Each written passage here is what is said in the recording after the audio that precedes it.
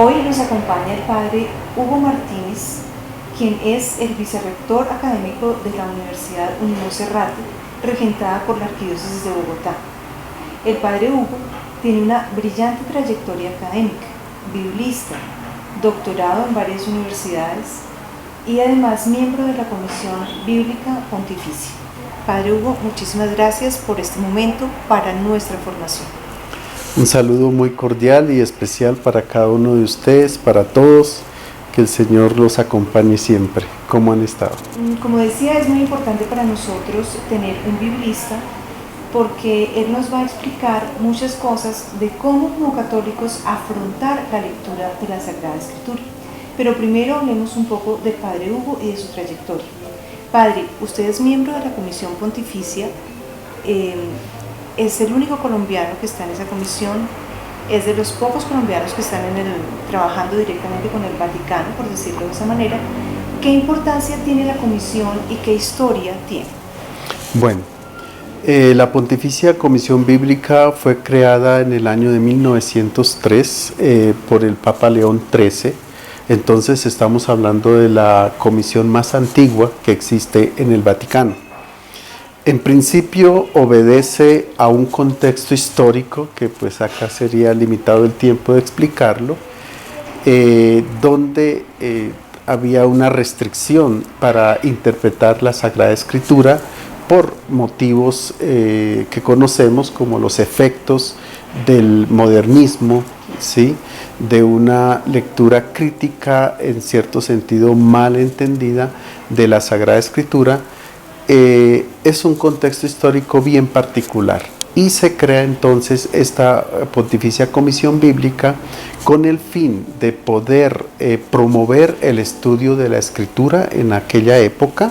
Segundo, poder ofrecer algunas respuestas a las inquietudes que en materia exegética, hermenéutica, provenían de todo el mundo, de los estudiosos de la Biblia, y también poder ofrecer algunas líneas de interpretación de la Sagrada Escritura.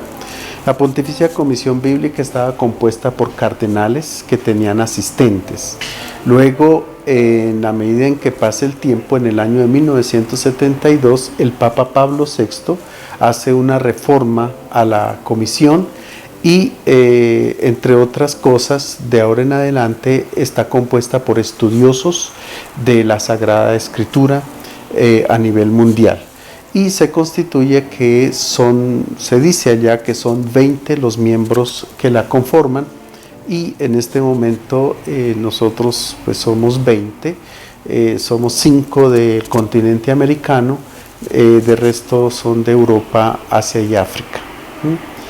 Quiero agregar que en la Pontificia Comisión Bíblica que tenemos de periodo de vigencia del año 2014 al 2019, por 5 años, en esta comisión la integran también 3 mujeres, y es una novedad que introduce el Papa Francisco.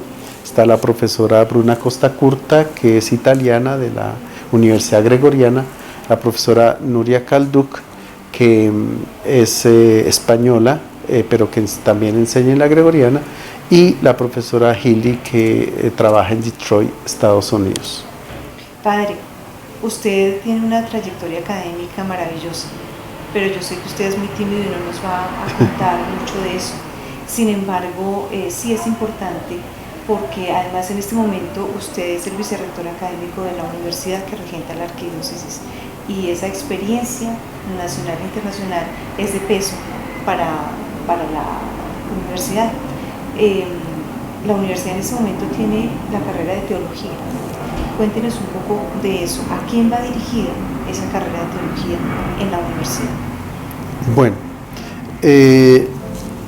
desde hace bastante tiempo la Arquidiócesis de Bogotá quería tener una universidad. Empecemos por ahí, y se logró en el año 2014 con una alianza interinstitucional entre las Hijas del Corazón de María y la Arquidiócesis de Bogotá, y así es que pasa la Unimonserrate a ser regentada por la Arquidiócesis de Bogotá. Desde luego que el programa de teología, donde se forman los sacerdotes y laicos también de la Arquidiócesis de Bogotá, venía funcionando en el Seminario Mayor por muchos años, donde también tuve la oportunidad de ser formador, y queríamos pues una cierta autonomía. Entonces apenas hemos tenido la universidad, el señor cardenal ha querido que de los primeros programas nuevos que presentemos al ministerio fuese teología, y así lo hicimos. Y bueno, realmente ahí convergen muchas cosas en el programa de teología, mucha historia, porque es la historia del Seminario Mayor, la historia del plan de evangelización que ha adoptado la Arquidiócesis de Bogotá, la experiencia que venía también de mi parte de haber trabajado ya como decano de la Facultad de Teología de la San Buenaventura y de ser el presidente de Teorred. Entonces también conocía los distintos programas de teología del país, y le hemos dado entonces al programa un enfoque bíblico-pastoral. Ese es el plus de nuestro programa, y en el plan de estudio se refleja en los cursos que lo componen, y también en el número de créditos que tiene ese énfasis bíblico-pastoral.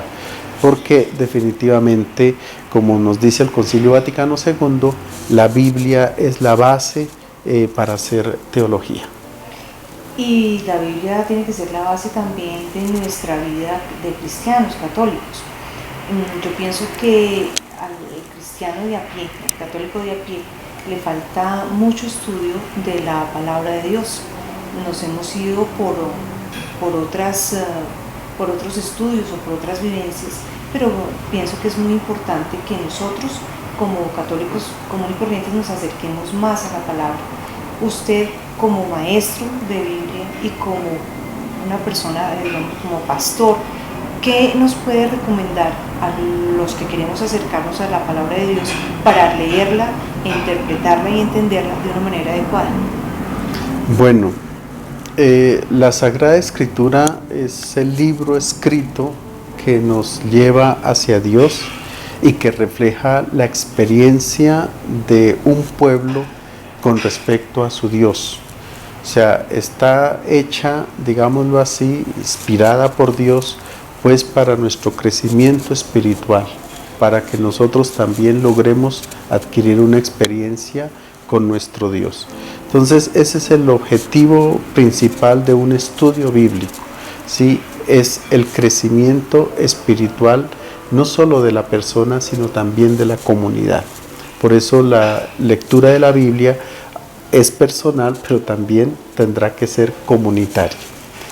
Acercarnos a la Biblia implica un cierto acompañamiento, diría yo, porque no todos logramos comprender esas historias o esos relatos que vienen en la Biblia y que son palabra de Dios, de un momento a otro, por una parte. Por otra parte, muchos quieren ver en la Biblia lo mismo en todo, la misma figura de Dios, la misma concepción de Dios, la misma concepción del hombre, y la Biblia no es una esfera.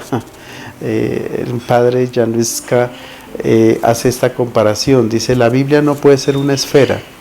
Para los griegos la esfera era el elemento perfecto, porque un punto equidista exactamente igual de otro, entonces es perfecta. Y mirar una parte de la esfera o mirar otro es exactamente igual. La Biblia no es así. La Biblia es totalmente plural. La Biblia nos presenta muchas dimensiones del ser humano, muchas facetas del hombre, muchas facetas de Dios, un Dios incluso antropológico. No es el Dios de los dogmáticos que es rígido, fijo, sino que la Biblia presenta una pluralidad, digámoslo así. No hay como un libro más plural que la Biblia, no existe.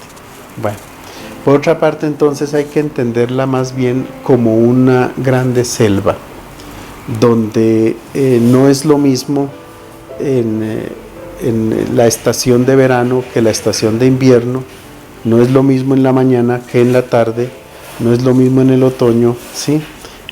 Sino que varía.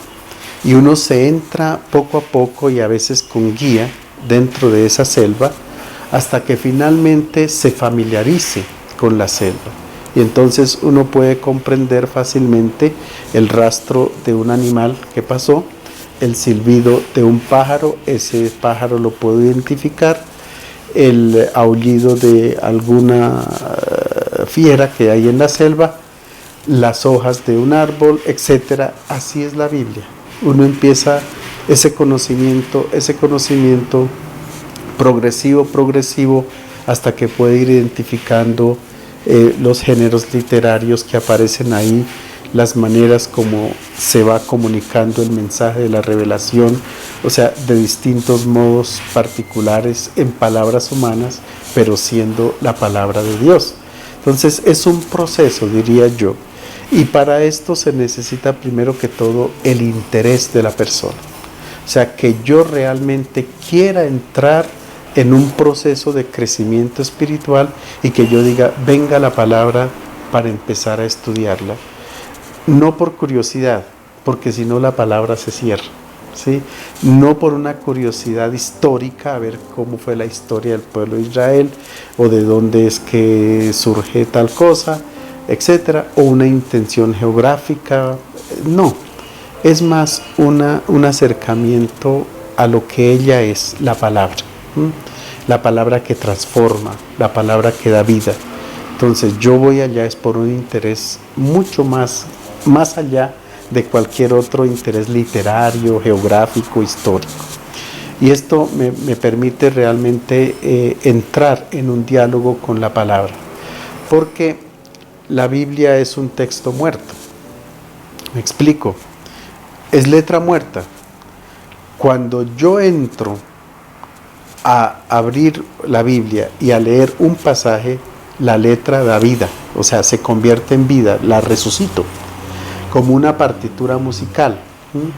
Ella está ahí quieta hasta que no llega el intérprete con el instrumento y la voz y empieza a ejecutarla. Así es la Biblia. O sea, la Biblia es un documento, digámoslo así, o un escrito que hace interacción con quien la lee. Entonces le surgen muchas preguntas que tiene que interactuar, porque no todo está completo ahí. Pongo un ejemplo. En la historia de Jonás. La historia de Jonás, ustedes saben que Jonás recibe una invitación de Dios para ir a predicar a Nínive.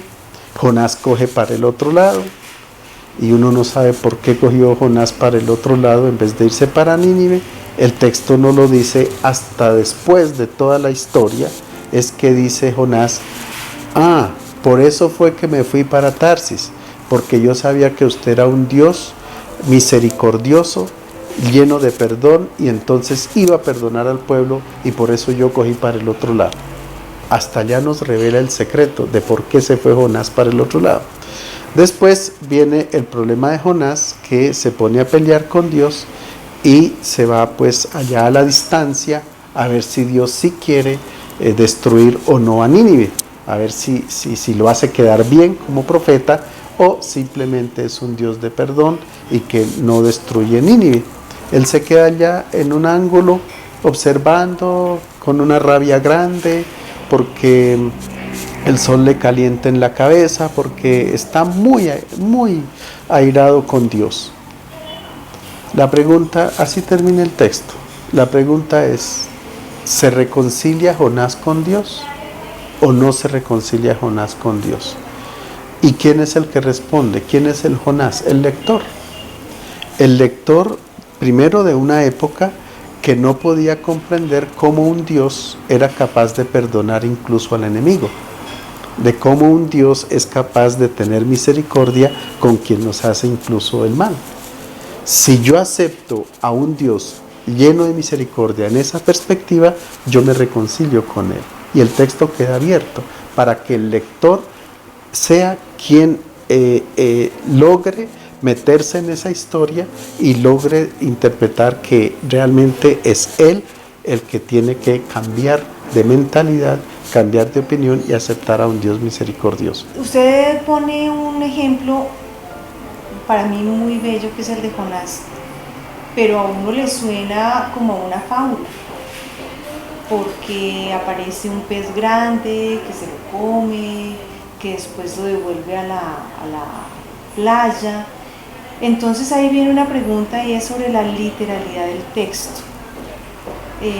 Hay personas que se pegan a la literalidad del texto y entonces resultan unas historias a veces absolutamente incomprensibles o supremamente extrañas, más aún para nuestra época en donde somos como tan obsesionados en la tecnología, en lo cuadriculado de los conceptos, en una verdad casi que judicial.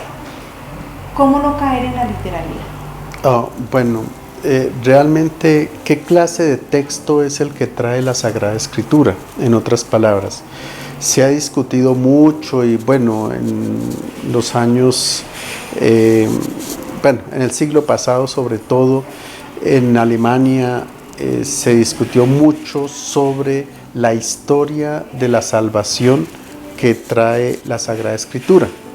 Y había quienes la defendían totalmente, que era historia, y buscaban argumentos para demostrar que todo lo que dice la Sagrada Escritura es histórico.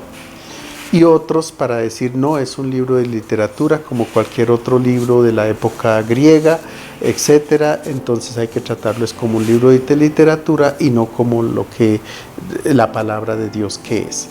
Muchas discusiones en torno a eso. Paul Ricoeur, que escribió mucho también al respecto y sobre todo de la lingüística, él dice que hay 3 tipos de relatos. Un primer relato que es documentario. Documentario, es decir, es una crónica histórica al pie de la letra fiel. Y eso es válido, ¿sí? Hay un relato de ese tipo, documentario.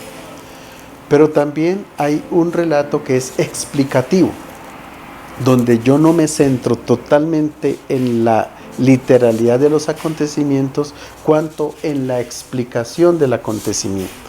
Pero eso no quiere decir que no haya sido histórico, eso es histórico. Después viene otro tipo de relato que es la poesía, pero la poesía no entendida como la entendemos nosotros de un poema, ¿cierto? De una rin rin renacuajo salió esta mañana, no. La poesía viene del verbo griego poieo, que significa crear, hacer. Entonces, es una historia hecha creativa, recreada, si se puede decir, o creada con una finalidad. Entonces, no quiere decir que tampoco sea histórica, sino que la recreo, la hago y la recreo y la recreo. Entonces, lo que la Biblia trae es poesía, en ese sentido, en que con base en hechos históricos, obviamente, la Biblia recrea para transmitir un mensaje. Concretamente, en el libro de Jonás, lo que usted dice es cierto. ¿Qué es lo histórico en el libro de Jonás? El nombre del personaje, hijo de Amitai, y uno va al segundo libro de los Reyes, capítulo 14, y se encuentra que ahí aparece un tal Jonás que predicó en una época determinada. El resto es fábula, ¿sí? El resto es fábula. ¿Qué es fábula? Es una manera, un relato que lleva a el cambio de una mentalidad en una época en que se pensaba que Dios tiene que ser vengativo, que Dios tiene que atacar al enemigo, que Dios tiene que ver a ver cómo destruye incluso una ciudad llena de maldad, como lo dice el mismo texto, Nínive, que era enemiga de Israel. Y el texto entonces comienza pues diciendo que Jonás va para el otro lado y comienza a bajar Jonás, a esconderse de Dios. Bajó primero a Jope, luego bajó a la barca, luego de la barca bajó a acostarse en lo más bajo de la barca y finalmente lo echan en el fondo del mar. Como quien dice, Jonás se está escondiendo de un Dios que creó el cielo y la tierra y el mar. O sea, imposible, como dice el Salmo, donde yo esté, allí estarás tú. Entonces, pero es irónico, es irónico. Tiene exageraciones, hubo una gran tempestad, el pecado de Nínive era grande, Nínive era una grande ciudad.